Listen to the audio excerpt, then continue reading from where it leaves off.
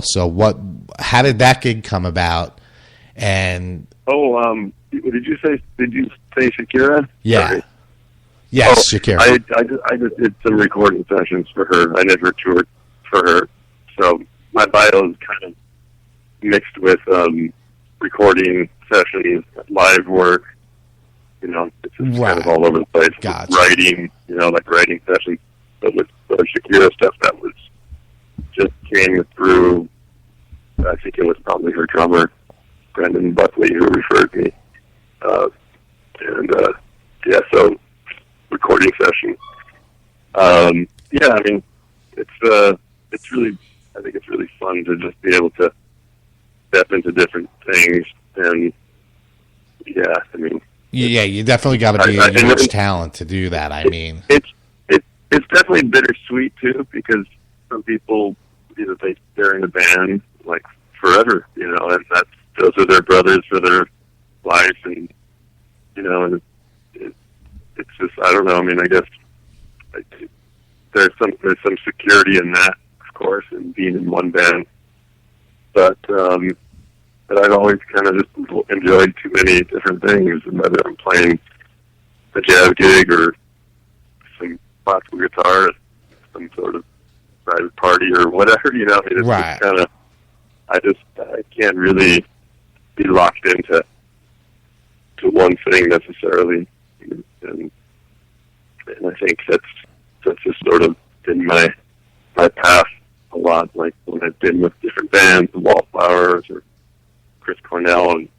it's like when a tour is over and the artist is, you know, retreating into writing mode or whatever, and then another gig comes up and sort of swoops me away, or you know, or whatever. Or maybe the artist has change of heart for the second, you know, for the next time they release a record, maybe they want to replace the band altogether.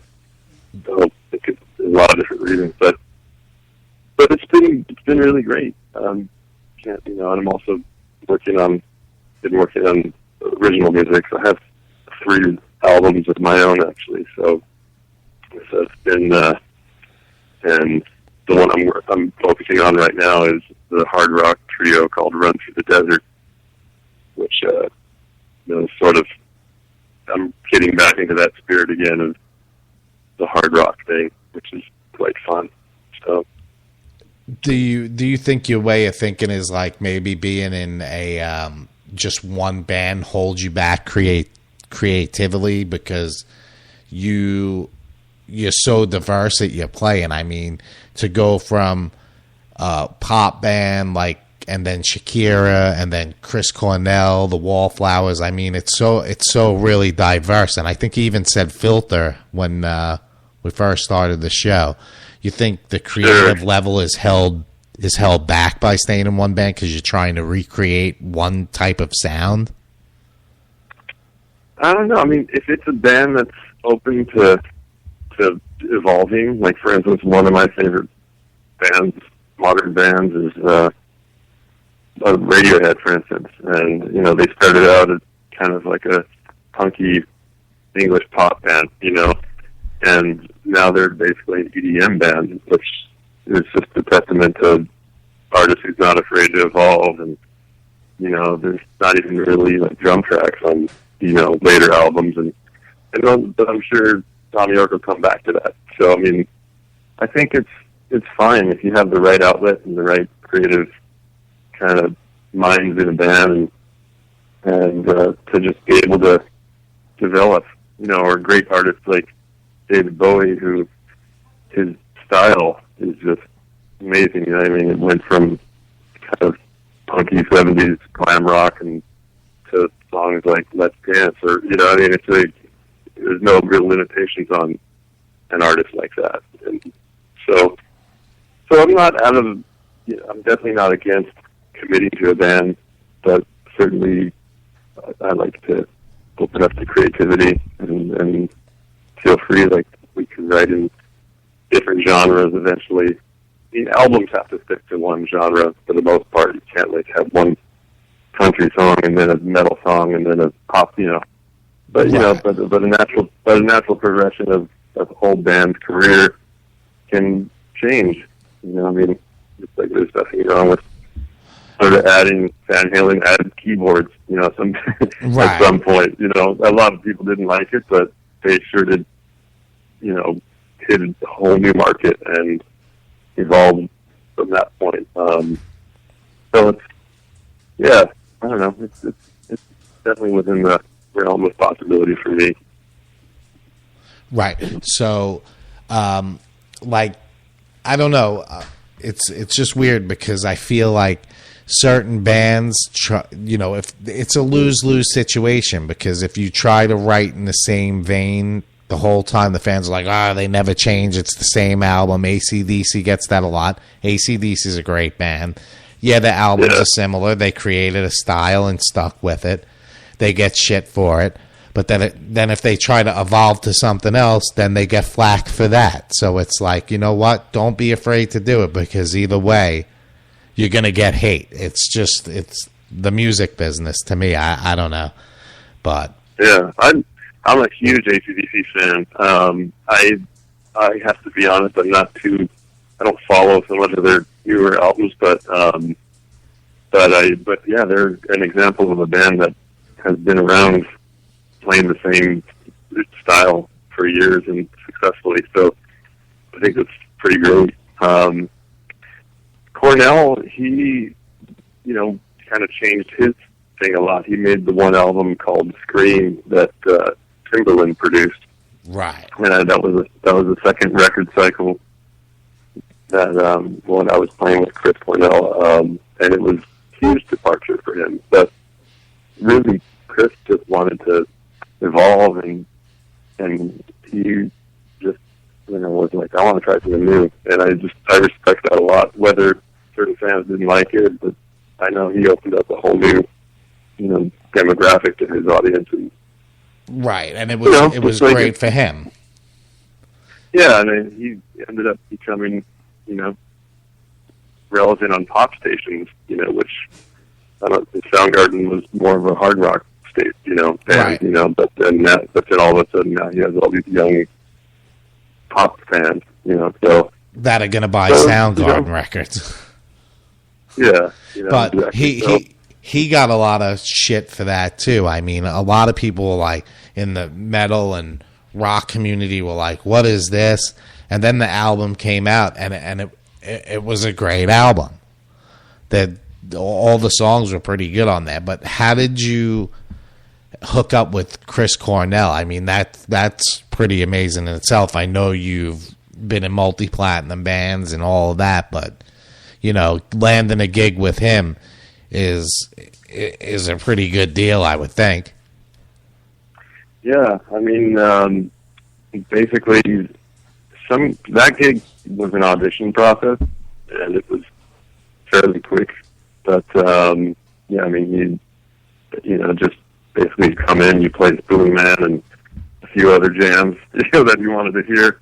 A couple songs from his whatever newest record was at the time, and you know, and then he just makes a decision and hires the guys he wants. But yeah, I mean, most of the gigs are usually auditions in LA, and sometimes it's just a straight referral from somebody within the band. Like they're like, "Oh, this guy is great. Let's just pull him in," or you know, just, you know, it's obviously cooler if you can just get called in to do something instead of having to audition.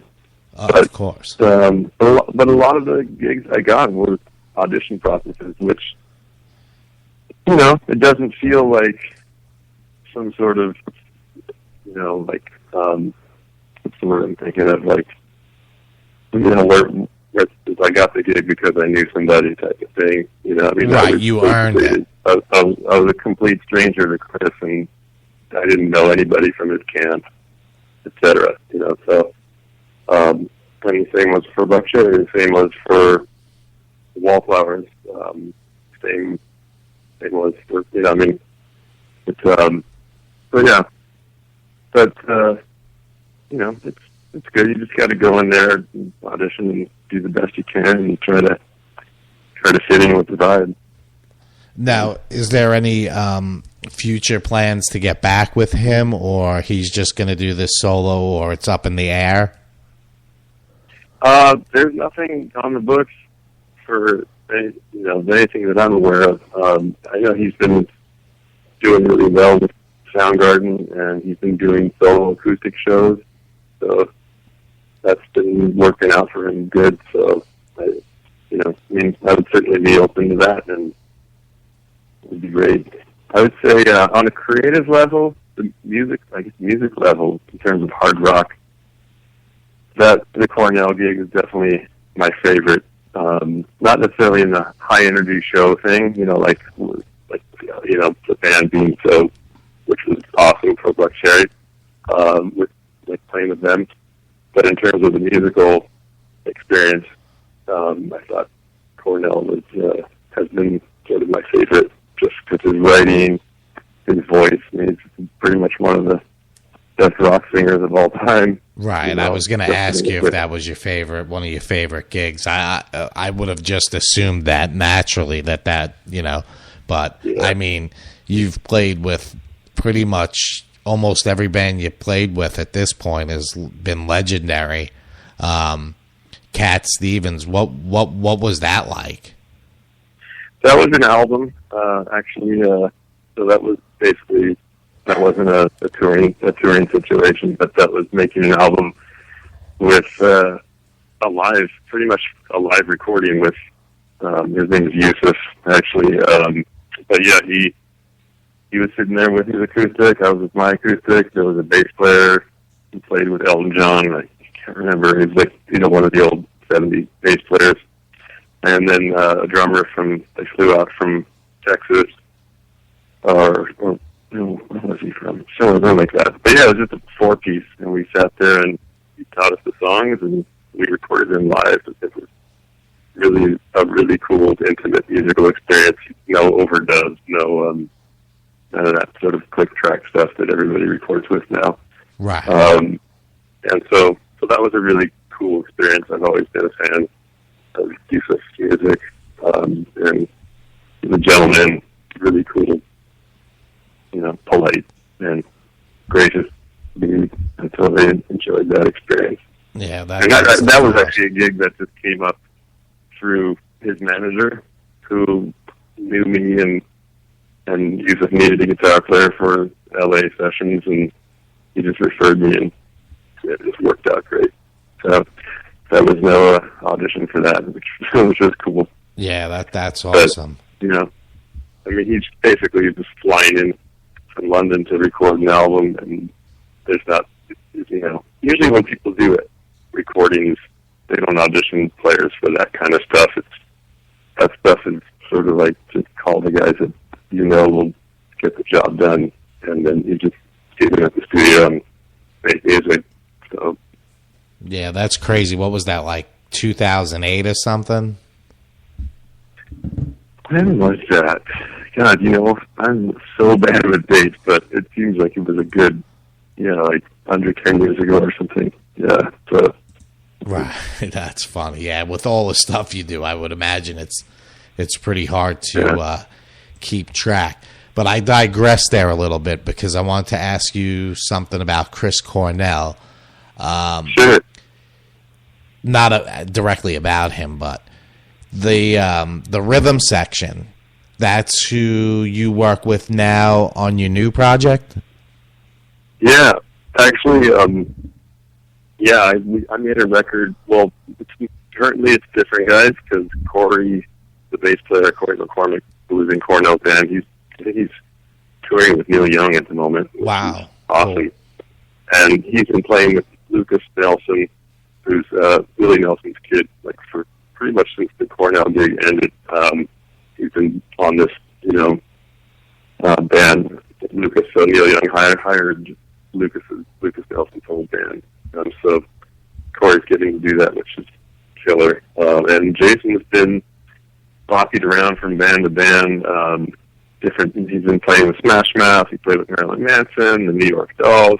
So he's been pretty busy. But I've got this new rhythm section that I'm totally loving, and It's the drummer's name is Mark Slutsky. He's from New York, and based